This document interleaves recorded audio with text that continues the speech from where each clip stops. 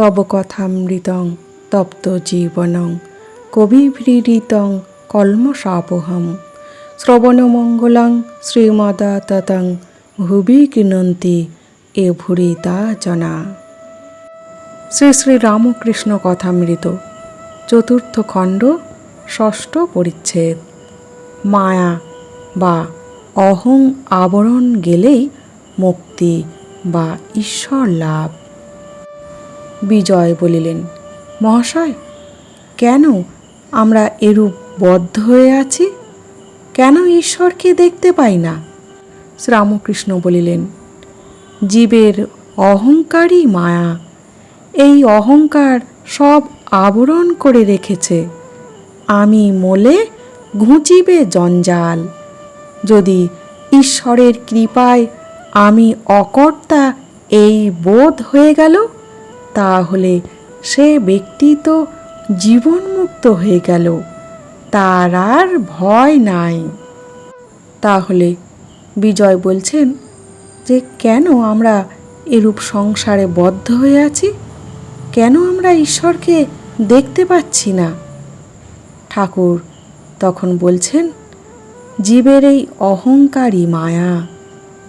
এই অহংকার সব আবরণ করে রেখেছে। অহংকার অর্থাৎ অহংবোধ, এই আমি বোধই যত নষ্টের গোড়া। আমি শরীর, আমি কারো বাবা, আমি কারো ভাই, আমি কারো সন্তান।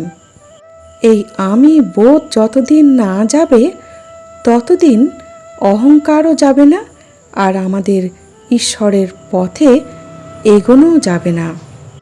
এই আমিটাই যত গোল করে। আমরা এই জগৎ সংসারে মিছে অহমের মধ্যে পড়ে আছি, মিছে গোলক ধাঁধার মধ্যে। তাই ঠাকুর বলছেন, আমি মোলে ঘুচিবে জঞ্জাল। এই আমিটাই ভীষণ জটিল। আমি জানি না আমি কে, তাই আমার আমিকে নিয়ে সংসার রূপ সমুদ্রে হাবুডুবু খাচ্ছি।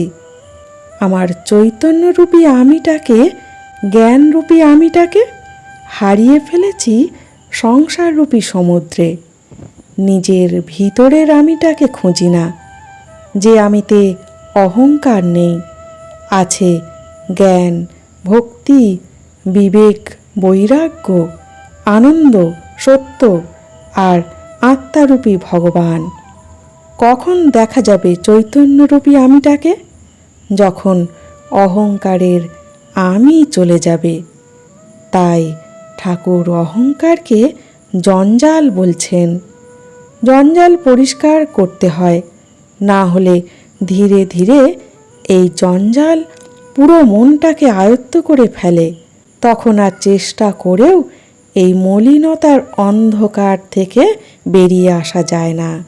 আর বলছেন, অহংকার থাকলে আমি কর্তা এই বোধও থাকবে। যদি অহংবোধ চলে যায় আর ঈশ্বরের কৃপা হলে, সে জীবনমুক্ত হয়ে গেল, সব কিছু থেকে মুক্তি। এই জীবনে অজ্ঞানতা থেকে মুক্তি, আর একেবারে জীবন মৃত্যু চক্র থেকে মুক্তি। শ্রীরামকৃষ্ণ বলিলেন, এই মায়া বা অহং যেন মেঘের স্বরূপ। সামান্য মেঘের জন্য সূর্যকে দেখা যায় না। মেঘ সরে গেলেই সূর্যকে দেখা যায়। যদি গুরুর কৃপায় একবার অহং বুদ্ধি যায়, তাহলে ঈশ্বর দর্শন হয়। তাহলে ঠাকুর বলছেন, অহংবোধরূপী মেঘ আমাদের জ্ঞান সূর্যকে দেখতে দেয় না। আর যদি কোনো ক্রমে গুরুর কৃপা হয়, অহংকার ঘুচে যায়, তাহলে ঈশ্বর দর্শন হয়, ঈশ্বর লাভ হয়। শ্রীরামকৃষ্ণ বলিলেন, 2.5 হাত দূরে শ্রীরামচন্দ্র, যিনি সাক্ষাৎ ঈশ্বর। মধ্যে সীতারূপিণী মায়া ব্যবধান আছে বলে লক্ষণরূপ জীব সেই ঈশ্বরকে দেখতে পান নাই। এই দেখো, আমি এই গামছাখানা দিয়ে মুখের সামনে আড়াল করছি, আর আমায় দেখতে পাচ্ছ না। তবু আমি এত কাছে, সেই রূপ ভগবান সকলের চেয়ে কাছে, তবু এই মায়া আবরণের দরুন তাকে দেখতে পাচ্ছে না। তাহলে ঠাকুর বলছেন, শ্রীরামচন্দ্র প্রথমে এগিয়ে যাচ্ছেন, আর মধ্যে আছেন মাতা সীতা, আর শেষে ভ্রাতা লক্ষ্মণ। মধ্যে মাতা সীতা মায়া রূপিণী, তাই ভগবান শ্রীরামচন্দ্রকে দেখতে পাচ্ছে না লক্ষ্মণ, কেননা মধ্যে সেই মায়ারূপিণী ব্যবধান আছে তাই। কিন্তু তিনি এত কাছেই আছেন।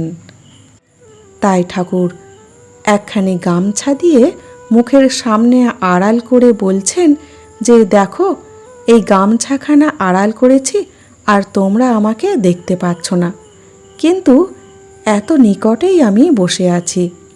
ঠিক এমনই ভগবান আমাদের নিকটেই আছেন, আমরা শুধু দেখতে পাচ্ছি না আমাদের মনের অহংকারের জন্যে। অহংকার মেঘরূপ সরে গেলে আমরা ভগবানকে দর্শন করতে পারব। শুধু এতটুকুই অন্তরাল।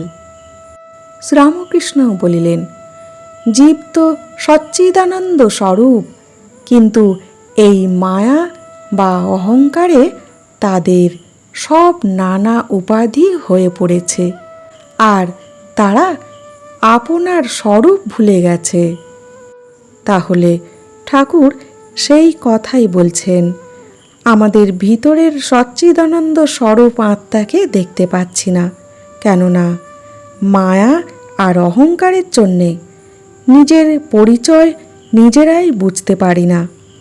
নিজের চিৎ স্বরূপ অস্তিত্বকে হারিয়ে ফেলি এই মিথ্যা মায়ার সংসারে।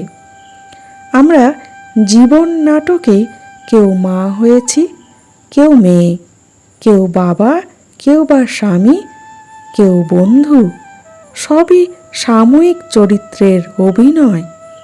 অভিনয় করতে করতে নিজেদের অস্তিত্বকেই ভুলতে বসেছি। তাই ঠাকুর বলছেন, মায়াতে অনেক উপাধি হয়ে পড়েছে, আমাদের নিজের স্বরূপ নিজেরাই ভুলে গেছি। শ্রীরামকৃষ্ণ বলিলেন, এক একটি উপাধি হয় আর জীবের স্বভাব বদলে যায়। যে কালা পেরে কাপড় পরে আছে, অমনি দেখবে তার নিধুর টপ্পার তান এসে জোটে। আর তাস খেলা, বেড়াতে যাবার সময় হাতে ছড়ি, এই সব এসে জোটে। রোগা লোকও যদি বুট জুতা পরে, সে অমনি শীষ দিতে আরম্ভ করে। সিঁড়ি উঠবার সময় সাহেবদের মতো লাফিয়ে উঠতে থাকে। মানুষের হাতে যদি কলম থাকে, এমনই কলমের গুণ যে সে অমনি একটা কাগজ টাগজ পেলেই তার উপর ফ্যাস ফ্যাস করে টান দিতে থাকবে। তাহলে ঠাকুর বলছেন, এক একটি মানুষের এক এক রকম উপাধি থাকে, সেখানে জীবের স্বভাবই বদলে যায় স্বাভাবিকভাবে। এটি প্রকৃতিরই নিয়ম। এক একটি মানুষের এক একটি উপাধি মানুষের চিৎ স্বরূপ সত্তাকে আড়াল দিতে থাকে। তাই আমরা নিজেদের স্বরূপকেই ভুলতে বসি। শ্রীরামকৃষ্ণ বলিলেন, টাকাও একটি বিলক্ষণ উপাধি। টাকা হলেই মানুষ আর একরকম হয়ে যায়, সে মানুষ থাকে না। এখানে একজন ব্রাহ্মণ আসা যাওয়া করত। সে বাহিরে বেশ বিনয়ী ছিল। কিছুদিন পরে আমরা কোন্নগরে গেছিলাম। হৃদে সঙ্গে ছিল। নৌকা থেকে যাই নামছি, দেখি সেই ব্রাহ্মণ গঙ্গার ধারে বসে আছে। বোধ হয় হাওয়া খাচ্ছিল। আমাদের দেখে বলছে, কি ঠাকুর? বলি, আছো কেমন? তার কথার স্বর শুনে আমি হৃদেকে বললুম, ওরে হৃদে, এ লোকটার টাকা হয়েছে, তাই এরকম কথা। হৃদে হাসতে লাগলো। তাহলে ঠাকুর বলছেন, টাকাও একটি বিলক্ষণ উপাধি, যা মানুষকে পরিবর্তন করে দেয় স্বাভাবিকভাবে। জগতের প্রত্যেকটি জিনিসের বিশেষত্ব আছে, তার দোষও আছে, গুণও আছে। তাই ঠাকুর বলছেন, টাকা যদি আমাদের হাতে আসে তখন আর মানুষের মনুষ্যত্ব থাকে না। আমরা তখন জ্ঞান বিবেক হারিয়ে ফেলি, আর জ্ঞান বিবেক হারিয়ে ফেললে সেই টাকাকে অসৎ কার্যে ব্যয় করি। টাকা আমাদের অধিকারে আসে না, আমরাই টাকার অধিকারে চলে যাই। তাই ঠাকুর উদাহরণস্বরূপ বলছেন যে একদিন ঋদুকে নিয়ে ঠাকুর কোন্নগরে গিয়েছিলেন, আর নৌকা থেকে নেমে ঠাকুর দেখলেন গঙ্গার ধারে ব্রাহ্মণ বসে আছে। সেই ব্রাহ্মণ ঠাকুরের পরিচিত ছিল, কিন্তু বহুদিন পরে দেখা হলো। ব্রাহ্মণের কিছু টাকা হয়েছে, তাই ব্রাহ্মণের কথার সুরও বদলে গেছে। তাই ঠাকুরকে বলছেন, আছো কেমন? সুরটি যেন অহংকারের। একই কথার সুরের পরিবর্তনে কথার অর্থও বদলে যায়। তাই ঠাকুর বলছেন, তার কথার স্বর শুনে আমি হৃদয়কে বললুম, ওরে হৃদয়, লোকটার টাকা হয়েছে। টাকা আমাদের মনের পরিবর্তন এনে দেয় ঠিকই, কিন্তু তাতে সদ্বুদ্ধির চেয়ে দুর্বুদ্ধি বেশি আসে। টাকা এমনই জিনিস। আজ এই পর্যন্ত। জয় ঠাকুর, জয় মা।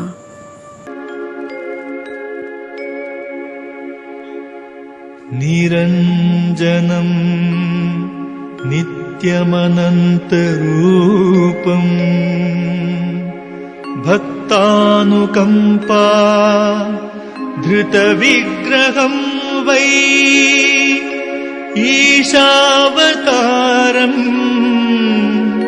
পরমীশমিদ্যম